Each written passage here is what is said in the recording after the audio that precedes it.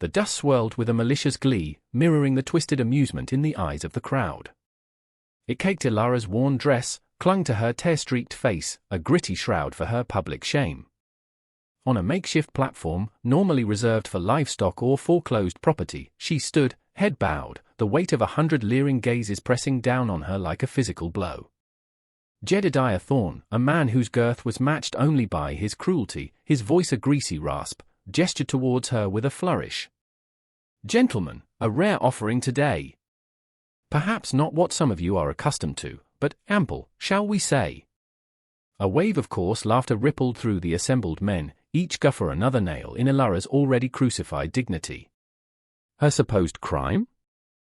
To be an orphan, indebted, and, in their narrow estimation, too fat for any respectable man's consideration. Thorne had bought her debt for a pittance, and this charade was his idea of sport, a public jest to solidify his petty tyranny over the small, struggling settlement of Redemption Gulch. Ilara's hands, clenched at her sides until her knuckles were white, were the only outward sign of the inferno of humiliation raging within her. She dared not look up, dared not meet their eyes, for fear the last vestiges of her strength would crumble. In the suffocating silence that followed the laughter, broken only by Thorne's satisfied chuckle, a new voice cut through the oppressive air, calm and low, yet carrying an undeniable weight. "How much?" "All I swiveled." Silas Blackwood stood at the edge of the crowd, a figure as weathered and unyielding as the granite bluffs that overlooked his isolated ranch. He was a man of few words and fewer companions, his face a roadmap of sun-etched lines and unspoken sorrows. His eyes, the color of a winter sky, held no amusement, only a deep, unsettling stillness. Thorne, momentarily surprised, recovered with a smirk. "Well, Blackwood. Didn't figure you for the marrying kind. Or perhaps you're just looking for extra winter insulation?" More laughter, but this time it was tinged with a nervous uncertainty. Silas was not a man to be trifled with, his quietude often mistaken for passivity, but those who had crossed him knew the steel beneath. Silas's gaze didn't flicker from Ilara.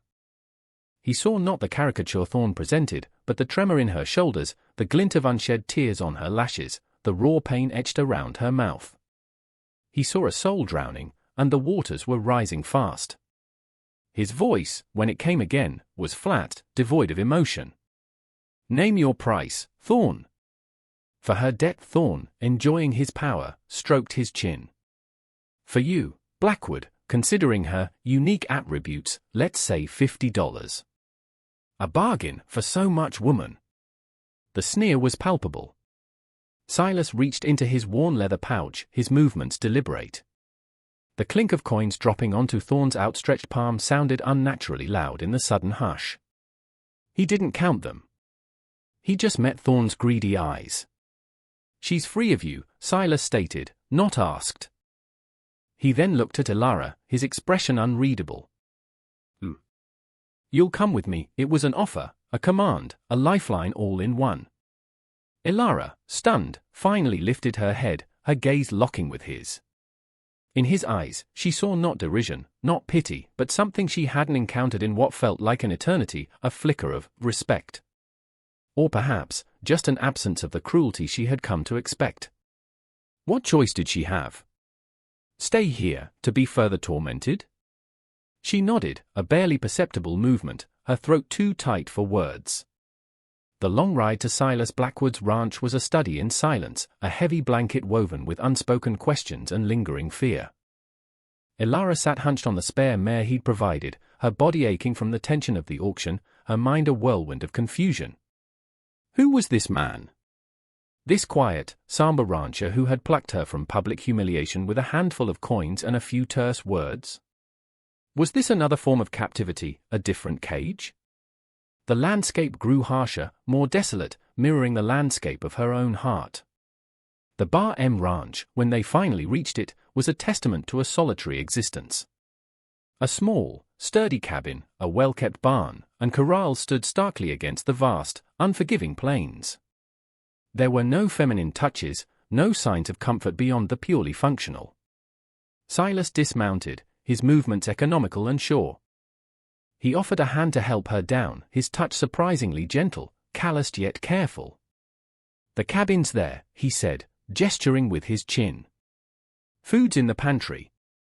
"Bed's made." He didn't look at her as he spoke, his attention seemingly on unsaddling the horses.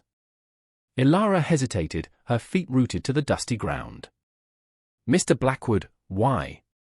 The question, barely a whisper, hung in the air between them. Silas paused, his back still to her. For a long moment, the only sound was the sigh of the wind through the eaves of the barn. Then, he turned, his face unreadable in the fading light. "No one deserves to be," he paraded. His voice was low, rough, as if the words themselves were an effort. He met her gaze briefly, a fleeting connection that spoke volumes more than his sparse words. "You're safe here. Rest." He then led the horses towards the barn, leaving Ilara standing alone, a maelstrom of emotions churning within her. Safety?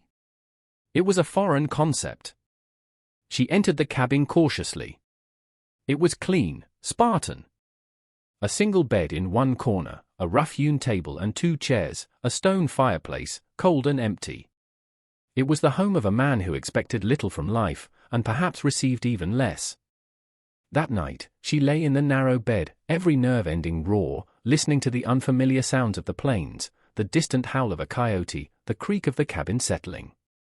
Sleep was elusive, chased away by shadows of the past and anxieties about the future. What did he want from her? What price would she eventually have to pay for this unexpected sanctuary? She thought of Thorne's leering face, the crowd's cruel laughter, and a fresh wave of shame washed over her. But then, she remembered Silas's eyes, not kind, not yet, but steady, and devoid of the malice that had become her daily bread. It was a sliver of light in an overwhelming darkness, and she clung to it with the desperation of a drowning woman. She was a burden, she knew. Another mouth to feed, a reminder of a transaction born of pity or some inscrutable motive. But as days turned into a week, Silas asked nothing of her. He rose before dawn, worked his land with a tireless, almost penitent, energy, and returned after dusk, weary and silent. He ate his meals with a stoic indifference, his gaze often fixed on some distant point beyond the cabin walls, a place only he could see. He left her to her own devices, offering a strange, unspoken respect for her space, her grief. Slowly, tentatively, Ilara began to emerge from her shell of fear. The constant, gnawing hunger of her previous life was replaced by the simple, sustaining food Silas provided. She started by tidying the small cabin, a way to repay his taciturn kindness, to feel useful. She mended his worn shirts, the needle a familiar comfort in her hands. She found a neglected patch of ground near the cabin and, with a rusty hoe Silas hadn't used in years, began to coax life from the stubborn soil. He watched her sometimes, from a distance, his expression unreadable. Did he approve? Disapprove? He said nothing. But one evening, he left a small pouch of seeds on the table, beans, squash, corn. No words, just the seeds. It was a silent acknowledgement, a shared purpose, however small. Ilara's heart felt a flutter, a fragile thing, like the first green shoots peeking through the earth. She began to notice the small details about him, the way his hands, though rough and calloused, were surprisingly deft when mending a fence or tending a lame calf, the deep sadness that sometimes settled in his eyes when he thought no one was looking, the worn, silver locket he always wore tucked beneath his shirt, a secret he never spoke of. One afternoon, while cleaning, she found a small, dust-covered wooden box tucked away on a high shelf. Hesitantly, she opened it. Inside, nestled on faded velvet, was a miniature portrait of a woman with kind eyes and a gentle smile, and beside it, a child-scrawled drawing of a stick-figure family beneath a lopsided sun. A wave of understanding, sharp and painful, washed over Ilara. This was his haunted past, the source of the profound sorrow that clung to him like a second skin. He had known loss, a loss so deep it had carved canyons into his soul. She closed the box, a new, aching empathy blooming in her chest. He wasn't just a stoic protector, he was a man wounded, perhaps irreparably. The news of Silas Blackwood's purchase had, of course, rippled through Redemption Gulch, providing endless fodder for gossip and speculation. Jedediah Thorne, in particular, felt a simmering resentment. Blackwood had not only interfered with his cruel entertainment but had, by his quiet defiance, subtly undermined Thorne's perceived authority. Thorne was a man who thrived on the fear and compliance of others. Silas's indifference was an affront. He began to make his displeasure known in small, insidious ways. He'd accidentally short Silas on supplies at the general store he owned, or spread rumors that Blackwood was addled, perhaps even dangerous, for taking in damaged goods. The townsfolk, a largely cowardly assembly, eager to avoid Thorne's ire, mostly kept their distance from Silas and, by extension, Ilara when she rarely accompanied him to town for necessities. Their whispers followed her like shadows, their averted gazes a constant reminder of her perceived shame. But Ilara, bolstered by Silas's silent strength and her own growing resilience, found she cared less and less for their opinions. She had a purpose now, however small, tending her garden, managing the modest household, offering a quiet companionship that Silas, to her surprise, seemed to subtly accept. One sweltering afternoon, as Silas was mending a corral fence, Thorne rode out to the bar flanked by two of his thuggish lackeys. He reined in his horse, his piggish eyes raking over Ilara, who was tending her now flourishing vegetable patch near the cabin. "Well, well, Blackwood," Thorne sneered, his voice dripping with false congeniality. "Just checking on my investment. Making sure you're taking good care of her. Wouldn't want her to diminish, now would we?" His gaze was a physical violation, and Ilara felt a familiar cold dread creep up her spine. Silas straightened slowly, hammer in hand. His face was a mask of stone, but his eyes, fixed on Thorne, held a glint of something cold and dangerous. "She's not your investment, Thorne. She's not yours to check on. This is my land." "You're not welcome," Thorne chuckled, a harsh, grating sound. "Feisty, ain't he? Look, Blackwood, I've been thinking. $50 was generous. But perhaps not generous enough for the trouble you've caused me, disrupting my business, making folks talk." He leaned forward in his saddle, his voice dropping to a menacing purr. "Maybe I ought to repossess. Or perhaps, she could work off her true value. I've got tasks more suited to her robust nature." One of his men snickered. Ilara felt sickness rise in her throat. This was it. The moment she had dreaded. But as she looked at Silas, she saw not fear, but a terrifying stillness, the calm before a storm. He took a step forward, the hammer still in his grip, its weight now more than just metal and wood. "You'll leave," Silas said, his voice quiet, yet resonant with an unshakable finality. "Now. And you won't come back." Thorne's face flushed an ugly purple. "You threatening me, dirt farmer? You and what army?" He made to dismount, a predatory gleam in his eyes. It was then that the carefully constructed dam of Silas's control finally broke. "I said, get off my land." The roar was sudden, shocking, ripped from a place of deep, old pain. In that instant, Ilara saw not just a man defending his property, but a man defending something far more precious. He moved with a speed that belied his years, the hammer now a weapon, not a tool. Before Thorne could react, Silas was there, pulling him from his horse. Thorne, heavy and unbalanced, crashed to the ground with an undignified grunt. His lackeys, momentarily stunned, spurred their horses forward, but Silas was a whirlwind of focused fury. He met the first man's charge, using the hammer to deflect a clumsy blow, then striking a precise, debilitating hit to the man's shoulder. The man screamed, clutching his arm, and reeled back. The second lackey, seeing his companion disabled and Thorne sputtering in the dust, hesitated. That hesitation was his undoing. Silas turned, his eyes blazing with a righteous fire Ilara had never imagined him capable of. "I lost everything once," he growled, the words torn from his soul, raw and bleeding. He was looking at Thorne, but his words seemed to encompass a far greater, older enemy, loss itself, injustice, the cruelty of fate.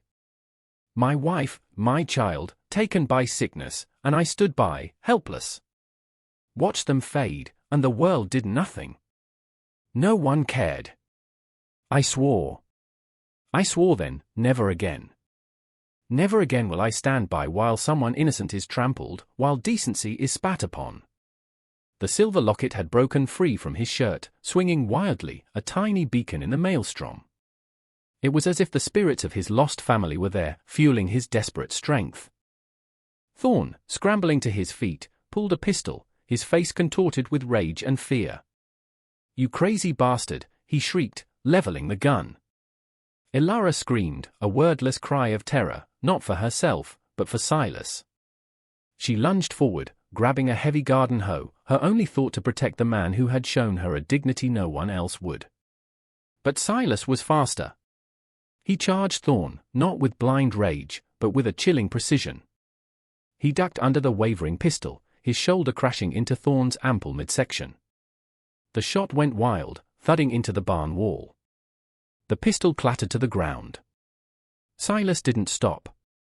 His fists, hardened by years of labor and grief, found their mark, again and again. It wasn't a brawler's wild swinging, it was the targeted, efficient dismantling of a bully, fueled by a lifetime of pent-up sorrow and a newly reawakened sense of justice. Thorne, no match for this avenging fury, crumpled, gasping and bloody. The remaining lackey, witnessing his boss's utter demolition, wasted no time. He wheeled his horse and fled, disappearing in a cloud of dust. Silas stood over Thorne, chest heaving, his face a mask of grim satisfaction and profound exhaustion. He was breathing hard, the fire in his eyes slowly banking, replaced by a deep, weary ache. He looked at Ilara, who stood frozen, the hoe still clutched in her trembling hands, her face streaked with dust and tears. He saw her fear, her courage, and something else, a fierce, protective loyalty that mirrored his own. Just then, a rider approached, not with the haste of Thorne's fleeing man, but with a steady, official pace. Sheriff Brody, his face grim, had heard the gunshot from the main road. He took in the scene, Thorne blubbering on the ground, the injured lackey groaning nearby, Silas standing resolute, and Ilara, a silent, shaken sentinel. "Silas," Brody said, his voice tired. "What in damnation happened here?" Silas gestured towards Thorne with the hammer, which he still held, though loosely now. "He came to my land. Threatened us. He won't be doing it again." Thorne, seeing the law, began to whine. "He attacked me, Sheriff. Unprovoked. Tried to kill me." Sheriff Brody looked from Thorne's blustering, bruised face to Silas's stony, righteous countenance, then to Ilara, whose wide, honest eyes held a truth Thorne's never could. Brody had known Silas Blackwood for years. Knew his quiet nature, knew the whispers of his past tragedy. He also knew Jedediah Thorne for the overbearing, cruel man he was. His conscience, often weary, stirred. "Thorne," Brody said, dismounting slowly, his gaze hardening. "I heard you were out this way looking for trouble. Looks like you found it." He glanced at the pistol lying in the dust. "And it looks like Silas here just finished it." He nudged Thorne with his boot. "Get up. You're coming with me." Disturbing the peace. "Assault, looks like." "We'll sort it out in town." As Brody hauled a protesting Thorne to his feet and secured his prisoner, Silas finally let the hammer drop. The sound of it hitting the earth was like an exhalation, a release of burdens long carried. He swayed slightly, and Ilara rushed to his side, her earlier fear replaced by a surge of concern. "Silas! Are you hurt?" He looked down at her, a faint, almost imperceptible softening around his mouth. "Just tired, Ilara. Just tired." His hand came up, briefly, to touch her arm, a gesture of reassurance, of shared victory. The world he had built around his grief, a fortress of solitude, had been breached, not by an enemy, but by an unlikely ally, a woman deemed worthless by the world, but who, in his eyes, had become precious. The dust settled, literally and metaphorically.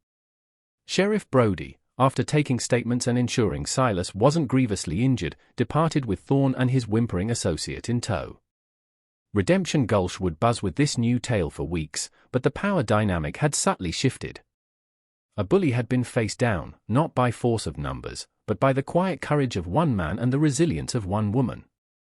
Ilara gently cleaned the cuts and bruises on Silas's face and hands, her touch light, her concern palpable. The small cabin, once a symbol of his isolation, felt different now, imbued with a shared experience, a shared triumph. The silence between them was no longer heavy with unspoken anxieties, but filled with a comfortable, emerging understanding. "He won't bother you again," Silas said, his voice raspy. He looked at her, truly looked at her, perhaps for the first time without the shadow of his past looming so large. He saw her strength, her quiet dignity, the kindness in her eyes that had not been extinguished by cruelty. Ilara met his gaze, a small, tentative smile gracing her lips. "You saved me, Silas," he shook his head slowly. "We saved each other, Ilara," and in that simple statement, a profound truth resonated. He had offered her sanctuary, and she, in turn, had offered him a reason to fight, a reason to live beyond the ghosts of his past. The hole in his heart, carved by loss, would never fully mend, but Ilara's presence was like sunshine on barren ground, coaxing new life, new hope. The desolate ranch, once a monument to his sorrow, began to transform. Ilara's garden thrived, bringing color and sustenance. Her quiet laughter, a sound rarely heard at first, began to echo in the small cabin, chasing away the lingering shadows. She brought a sense of order, of gentle care, not just to the physical space, but to the fractured pieces of Silas's spirit.